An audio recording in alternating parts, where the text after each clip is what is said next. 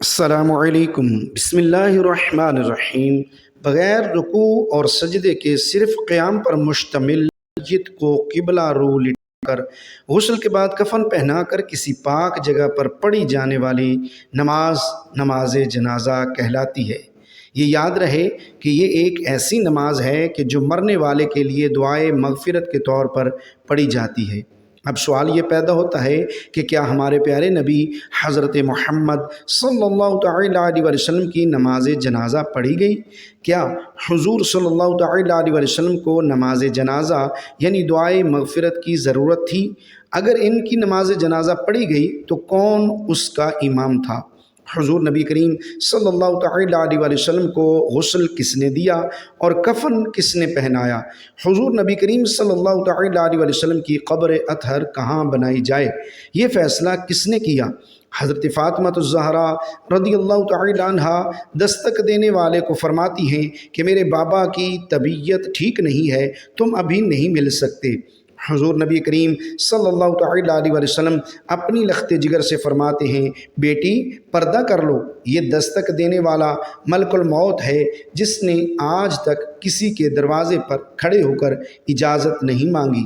نبی آخر الزمان حضرت محمد مصطفیٰ صلی اللہ تعالیٰ علیہ وسلم وصال فرماتے ہوئے بھی یہی فرما رہے ہوتے ہیں، رب ہب لی امتی۔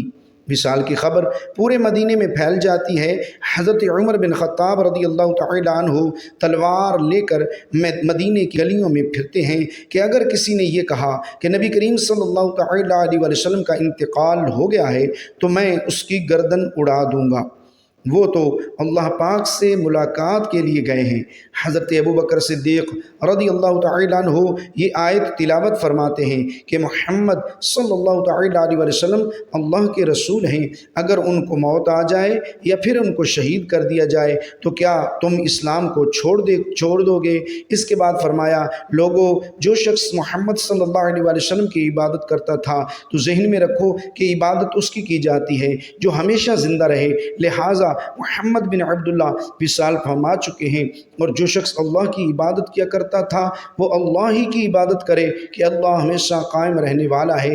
سب صحابہ کرام رضوان اللہ تعالی علیہم اجمعین کہنے لگے، ہاں یہ تو اللہ پاک نے قرآن پاک میں پہلے ہی فرما دیا تھا کہ اللہ کے رسول بھی ایک دن وفات فرما جائیں گے۔ پھر حضور صلی اللہ تعالیٰ علیہ وسلم کی تجہیز و تکفین کا موقع آیا تو حضرت علی کرم اللہ وجہ الکریم گھر کے دروازے پر موجود تھے، اور حضرت اسامہ بن زید رضی اللہ تعالیٰ عنہ اور حضرت فضل بن عباس رضی اللہ تعالیٰ عنہ نے کپڑا لگا کر پردہ بنایا۔ پھر اوس ابن خولی انصاری صحابی کو اندر بلا لیا جو گھڑے بھر بھر کر لاتے رہے اور پانی دیتے رہے۔ اس کے بعد حضرت علی کرم اللہ تعالیٰ وجہ الکریم نے اپنے ہاتھ پر کپڑا لپیٹا اور اپنے ہاتھ سے حضور صلی اللہ تعالیٰ علیہ وسلم کی قمیض کے اندر جسم اقدس کو مسلتے رہے، اور پھر فضل ابن عباس اور قاسم ابن عباس حضرت عباس کے دونوں بیٹے پانی ڈالتے رہے۔ لہٰذا حضور صلی اللہ تعالیٰ علیہ وسلم کو غسل دیا گیا، اور یہی دونوں حضرات حضور صلی اللہ تعالیٰ علیہ وسلم کی کروٹیں بھی بدلتے رہے تاکہ جسم اطہر پر پانی اچھی طرح چلا جائے۔ پھر 3 سفید کپڑے لائے گئے۔ حضور نبی اکرم صلی اللہ تعالیٰ علیہ وسلم کو 3 سفید کپڑوں میں کفن دیا گیا، جیسا کہ آج کل ہمارے دور میں دیا جاتا ہے۔ وفات سے کچھ عرصہ پہلے حضرت انس بن مالک رضی اللہ تعالیٰ عنہ نے عرض کیا، یا رسول اللہ صلی اللہ علیہ وسلم، جب آپ کی وفات ہو جائے تو آپ کو کون غسل دے؟ حضور صلی اللہ تعالیٰ علیہ وسلم نے فرمایا کہ میرے اہل بیت۔ یہ وہ اہل بیت تھے جو اس وقت گھر میں موجود تھے۔ پھر عرض کیا کہ آپ کو قبر میں کون اتارے؟ فرمایا میرے اہل بیت۔ عرض کیا جنازہ کون پڑھائے؟ اس پر حضور نبی کریم صلی اللہ تعالیٰ علیہ وسلم کی آنکھوں سے آنسو آ گئے۔ فرمایا جب میری وفات ہو جائے تو جگہ خالی چھوڑ دینا، سب سے پہلے اللہ عز و جل مجھ پر رحمت فرمائے گا۔ یہ اشارہ تھا کہ جنازے میں درود شریف پڑھنا ہے۔ نبی کریم صلی اللہ تعالیٰ علیہ وسلم کے لیے مغفرت کی کوئی دعا ہو سکتی ہے بھلا؟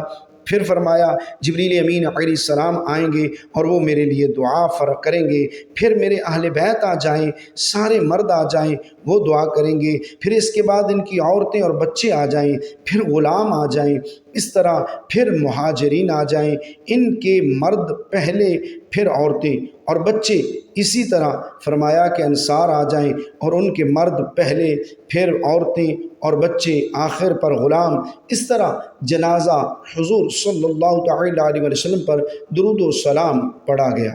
اسی طرح حضور نبی اکرم صلی اللہ تعالی علیہ وسلم کی قبر کھودنے کا موقع آیا تو لوگوں میں اختلاف تھا کہ حضور صلی اللہ تعالی علیہ وسلم کی قبر کہاں کھودی جائے۔ اتنے میں حضرت ابوبکر صدیق رضی اللہ تعالی عنہ ممبر پر تشریف لائے اور کہا کہ میں نے رسول اللہ صلی اللہ تعالی علیہ وسلم سے سنا تھا کہ جہاں میری وفات ہو مجھے وہاں ہی دفن کیا جائے۔ اسی طرح کی بات شیر خدا حضرت علی کرم اللہ تعالی وجہہ الکریم سے بھی منسوب ہے کہ آپ نے فرمایا تھا کہ جہاں نبی کی وفات ہوتی ہے وہاں ہی اس کی تدفین کی جاتی ہے۔ حضرت محمد صلی اللہ تعالی علیہ وسلم اپنے صحابہ کرام رضوان اللہ تعالی علیہم اجمعین کو حضرت خضر علیہ السلام کا قصہ سنا رہے تھے۔ آپ صلی اللہ تعالی علیہ وسلم نے فرمایا کہ حضرت خضر علیہ السلام کا باپ ایک بادشاہ تھا جو حضرت خضر علیہ السلام کو اپنی بادشاہت نوازنا چاہتا تھا، لیکن حضرت خضر علیہ السلام کو دنیا کی بادشاہت پسند نہ آئی تو اس نے اپنے والد کی سلطنت کا جانشین بننے سے انکار کر دیا اور اپنے والد گرامی سے ناراض ہو کر جنگل میں جا کر رہنے لگی جہاں ان کو کوئی بھی ڈھونڈ نہ سکا۔ آپ علیہ السلام کا گزر ایک آب حیات چشمے سے ہوا، اس چشمے سے پانی پی کر آپ تا حیات زندہ رہنے میں کامیاب ہو گئے۔ آپ علیہ السلام کے تا حیات زندہ رہنے کا ذکر کافی روایات میں ملتا ہے۔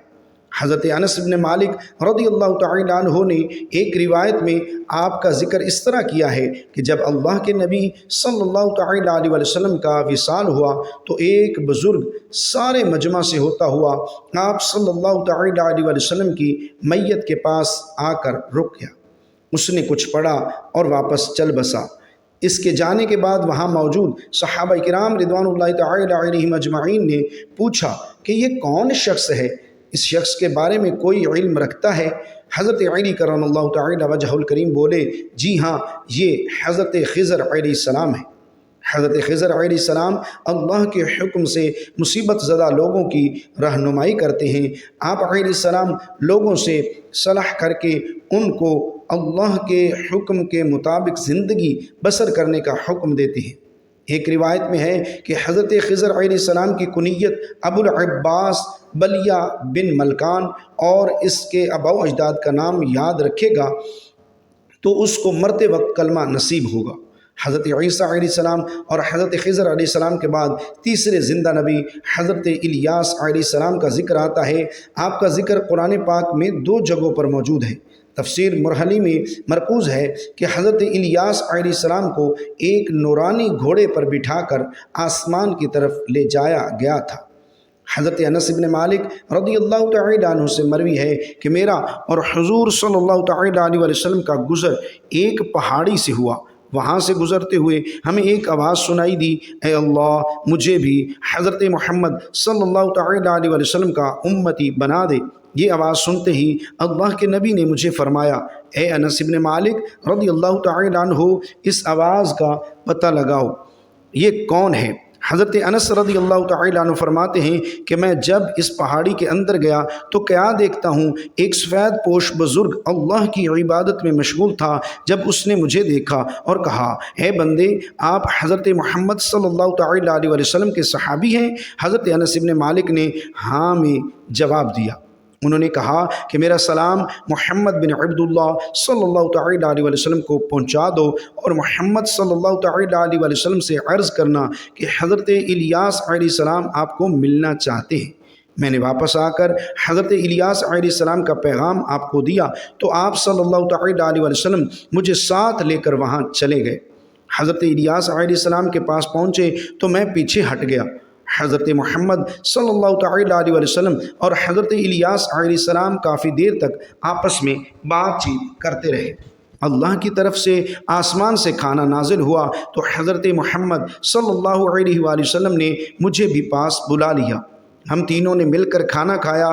جب کھانا ختم ہوا تو میں نے دیکھا کہ ایک سفید پرندہ آسمان سے نیچے کی طرف آ رہا ہے، اور وہ حضرت الیاس علیہ السلام کے پاس آیا، اور حضرت الیاس علیہ السلام اس پر سوار ہو کر آسمان کی طرف چلے گئے۔ روایتوں سے معلوم ہوتا ہے کہ اس نکاح کے پیغام سے پہلے ہی حضور صلی اللہ تعالیٰ علیہ وسلم کو اللہ کی طرف سے کچھ اشارے مل گئے تھے کہ حضرت فاطمہ الزہراء رضی اللہ تعالیٰ عنہ کی شادی حضرت علی رضی اللہ تعالیٰ عنہ سے کرا دو۔ تو جب حضرت ابوبکر صدیق رضی اللہ تعالیٰ عنہ اور حضرت عمر رضی اللہ تعالیٰ عنہ جیسے لوگ رشتہ لے کر پہنچے تو آپ صلی اللہ تعالیٰ علیہ وسلم نے جواب دیا کہ اے ابوبکر، میں اس بارے میں اپنی بیٹی فاطمہ سے مشورہ لینا چاہتا ہوں، اس لیے آپ لوگ تھوڑی دیر انتظار کریں۔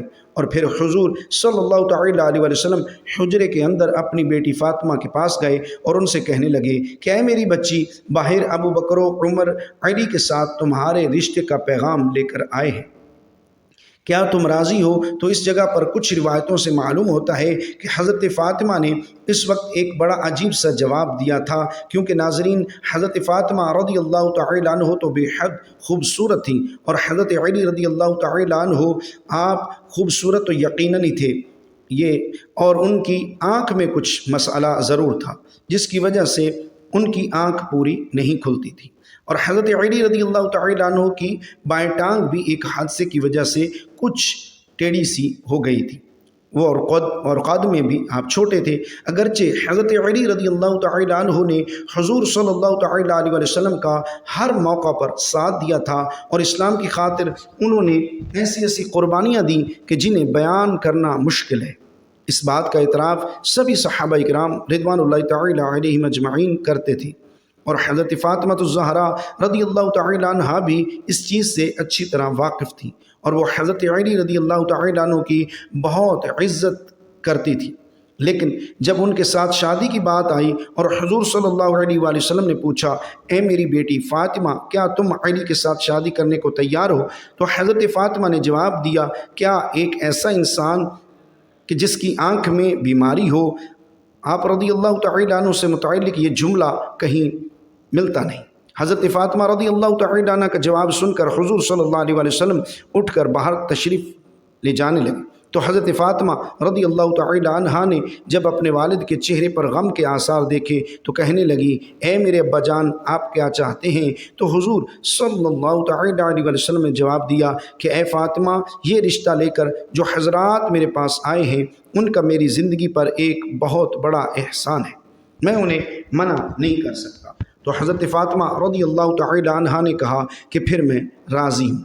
بیٹی کا ایسا جواب سن کر حضور صلی اللہ تعالیٰ علیہ وسلم خوشی خوشی باہر آئے، اور حضرت ابوبکر و عمر رضی اللہ تعالیٰ عنہما کو خوشخبری سنائی کہ فاطمہ الزہراء رضی اللہ تعالیٰ عنہ نے ہاں کر دی ہے۔ تو یہ دونوں حضرات جلدی سے باہر نکلے اور جا کر حضرت علی کرم اللہ وجہہ الکریم سے کہا کہ تمہارے رشتے کے لیے ہاں ہو گئی ہے، اس لیے اب تم جلدی سے کچھ پیسوں کا انتظام کرو۔ لیکن حضرت علی رضی اللہ تعالیٰ عنہ کے پاس تو پیسے وغیرہ تھے نہیں، وہ کہنے لگے کہ میرے پاس تو کوئی انتظام نہیں ہے۔ اس پر حضرت ابوبکر صدیق رضی اللہ تعالیٰ عنہ نے کہا کہ کیا تمہارے پاس کوئی چیز رکھی ہے؟ تو حضرت علی کرم اللہ وجہہ الکریم نے جواب دیا کہ ہاں، میرے پاس جنگ میں لڑنے کے لیے ایک زرہ رکھی ہے۔ تو حضرت ابوبکر صدیق رضی اللہ تعالیٰ عنہ نے کہا کہ جاؤ اور اسے لے آؤ، اور پھر حضرت علی رضی اللہ تعالیٰ عنہ جلدی سے وہ زرہ لے کر آئے۔ تو حضرت ابوبکر صدیق رضی اللہ تعالیٰ عنہ انہیں لے کر حضرت عثمان رضی اللہ تعالیٰ عنہ کے گھر پہنچے اور کہنے لگے کہ اے عثمان، علی و فاطمہ کا نکاح ہونا ہے اور علی کے پاس پیسوں کی کمی ہے، اس لیے تم یہ زرہ رکھ لو اور اس کے بدلے علی کو کچھ پیسے دے دو۔ تو حضرت عثمان رضی اللہ تعالیٰ عنہ نے جب یہ بات سنی کہ علی و فاطمہ رضی اللہ تعالیٰ عنہما کی شادی ہونے والی ہے تو وہ بہت خوش ہوئے، اور جلدی سے حضرت علی رضی اللہ تعالیٰ عنہ کو 500 درم پکڑاتے ہوئے کہا کہ اے علی، یہ زرہ بھی تم اپنے پاس رکھو اور میری طرف سے یہ 500 درم ہدیے کے طور پر قبول کرو، اور جاؤ اور اپنی شادی کا انتظام کرو۔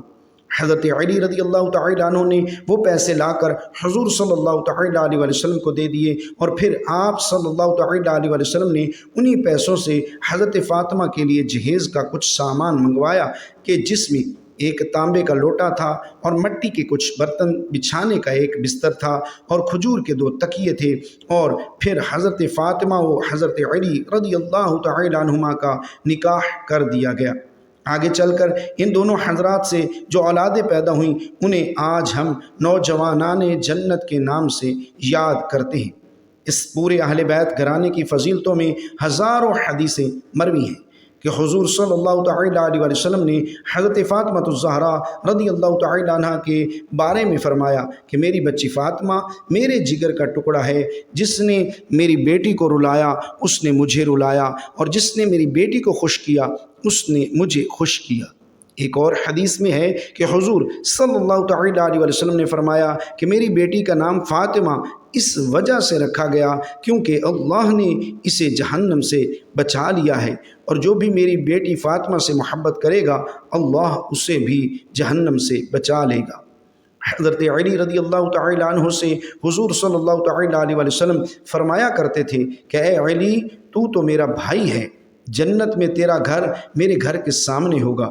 حضرت فاطمہ رضی اللہ تعالی عنہ سے نکاح کے کچھ سالوں بعد حضرت علی رضی اللہ تعالی عنہ نے چاہا کہ وہ ابو جہل کی بیٹی سے بھی نکاح کر لیں، لیکن حضور صلی اللہ تعالی علیہ وسلم کو جیسے ہی اس بات کی خبر ہوئی تو حضرت علی کرم اللہ وجہہ الکریم کو سختی سے منع فرمایا کہ میں کسی حال میں بھی علی کو اجازت نہیں دیتا کہ میری بیٹی فاطمہ کی موجودگی میں وہ کسی اور لڑکی سے شادی کرے، کیونکہ میری بیٹی فاطمہ میرے جگر کا ٹکڑا ہے، اور جس نے اسے تکلیف دی اس نے مجھے تکلیف دی، اور جس نے اسے خوش رکھا اس نے مجھے خوش رکھا۔ اسی لیے حضرت علی کرم اللہ وجہہ الکریم نے ساری زندگی حضرت فاطمہ رضی اللہ تعالی عنہ کی موجودگی میں کسی اور لڑکی سے شادی نہ کی۔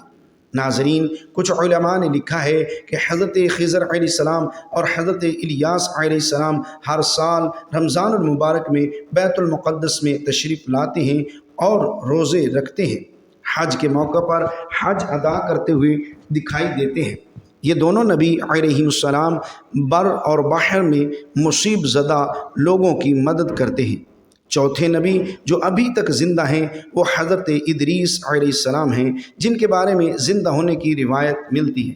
قرآن مجید کی سورہ مریم کی آیت نمبر 56-57 میں آپ کا ذکر اس طرح ملتا ہے کہ وہ ایک نیک پرہیزگار انسان اور نبی تھی کہ اللہ تعالی نے حضرت ادریس علیہ السلام کو جنت سے اٹھا لیا تھا۔ شب معراج کے موقع پر چوتھے آسمان پر حضرت محمد صلی اللہ تعالی علیہ وسلم اور حضرت ادریس علیہ السلام کی ملاقات ہوئی۔ حضرت ادریس علیہ السلام کا چھٹے آسمان پر ہونے کا بھی ذکر ملتا ہے۔ حضرت ادریس علیہ السلام زمین کی سیر و سیاحت کے ساتھ ساتھ اللہ کے ذکر میں مشغول رہتے تھے۔ حضرت ابن عباس رضی اللہ تعالی عنہ نے فرمایا کہ حضرت ادریس علیہ السلام ایک درزی کا کام کرتے تھے، آپ کپڑوں کی سلائی کرتے جاتے اور اللہ کا ذکر بلند کرتے جاتے تھے۔ جب شام ہوئی تو آپ کی نیکیاں بے تحاشا ہو جاتی تھیں، زمین پر رکھنے والے انسانوں سے سب سے زیادہ نیکیاں آپ کی اللہ کے ہاں شمار ہوتی تھیں۔ آپ کو زندہ آسمان کی طرف اٹھا لیا گیا تھا، پر آپ نے موت کے فرشتے سے کہا کہ مجھے موت کا مزہ چکھنا ہے۔ آپ کے کہنے پر موت کے فرشتے نے آپ کی جان نکال لی اور پھر اللہ کے حکم سے آپ کو زندہ کر دیا گیا۔ آپ نے فرشتوں سے درخواست کی کہ میں دوزخ کو دیکھنا چاہتا ہوں، پھر آپ کو دوزخ میں لے جایا گیا۔ پھر آپ نے جنت کی سیر کرنے کا کہا، آپ کہنے لگے، آپ کے کہنے پر آپ کو جنت میں داخل کیا گیا۔ جنت دیکھنے کے بعد آپ نے فیصلہ کیا کہ میں یہاں ہی رہنا پسند کروں گا۔ فرشتے نے آپ کو کہا کہ آپ اپنے مقام کی طرح جاؤ۔ اسی وقت اللہ کی طرف سے فرشتے کو یہ حکم ملا کہ حضرت ادریس علیہ السلام کو یہاں ہی رہنے دیا جائے۔ حضرت ابو عبید رضی اللہ تعالی عنہ نے مدینہ کے دستور کے مطابق قبر کھدوائی۔ پہلے گڑھا کھودا گیا، اس کے ساتھ بغل کھودی گئی۔ اس میں حضور نبی اکرم صلی اللہ علیہ وآلہ وسلم کو رکھنا تھا۔ جنازہ یوں ہوا کہ حضرت علی رضی اللہ تعالی عنہ آپ کے حجرہ مبارک میں داخل ہوئے اور فرمایا کہ حضور صلی اللہ تعالی علیہ وآلہ وسلم زندہ تھے، سب کے امام تھے، وفات پا گئے ہیں تو بھی سب کے امام ہیں، ان کا کوئی امام نہیں ہے۔ لہٰذا سب ایک قطار میں کھڑے ہوتے اور آپ پر درود پڑھتے، دعا کرتے اور چلے جاتے۔ پھر مرد آتے، عورتیں آتیں، بچے اور غلام آتے، درود شریف پڑھتے اور چلے جاتے۔ حضرت محمد صلی اللہ تعالی علیہ وآلہ وسلم وصال فرما گئے تو مردوں کو داخل کیا تو انہوں نے بغیر امام کے اکیلے اکیلے صلاۃ و سلام پڑھا۔ پھر عورتوں کو داخل کیا گیا تو انہوں نے آپ صلی اللہ تعالی علیہ وآلہ وسلم پر صلاۃ و سلام پڑھا۔ پھر بچوں کو داخل کیا گیا تو انہوں نے بھی حضور نبی اکرم صلی اللہ علیہ وآلہ وسلم پر صلاۃ و سلام پڑھا۔ پھر غلاموں کو داخل کیا گیا تو انہوں نے حضور صلی اللہ تعالی علیہ وآلہ وسلم پر صلاۃ و سلام پڑھا۔ اکیلے اکیلے کسی نے آپ صلی اللہ علیہ وآلہ وسلم کی امامت نہ کروائی۔ اسی طرح آپ صلی اللہ تعالی علیہ وآلہ وسلم کے مبارک جنازہ پر بھی آپ پر درود و سلام ہی بھیجا گیا۔ اسی طرح پیر کا دن، منگل کا دن رات کو کسی وقت حضور صلی اللہ تعالی علیہ وآلہ وسلم کا جنازہ مکمل ہوا۔ فرماتے ہیں کہ 32 گھنٹے لگ گئے، جگہ کی کمی کی وجہ سے اور صحابہ کرام رضوان اللہ تعالی علیہم اجمعین کی پاؤں تلے زمین کھسک چکی تھی۔ اور جب یہ سلسلہ مکمل ہوا تو حضرت علی کرم اللہ تعالی وجہ الکریم نے حضرت عبد الرحمن بن عوف رضی اللہ تعالی عنہ، حضرت اسامہ رضی اللہ تعالی عنہ اور ایک غلام نے مل کر قبر اطہر میں جسم اطہر کو اتارا۔ اللہ تعالی ہمیں روضہ رسول کی زیارت نصیب فرمائے، ہمیں نیک کاروں میں شامل فرمائے اور ہمارا خاتمہ بالخیر فرمائے، آمین ثم آمین۔ ناظرین کمنٹ باکس میں ایک بار حضور صلی اللہ علیہ وسلم پر درود پاک ضرور پڑھیے گا۔ جزاک اللہ، شکریہ۔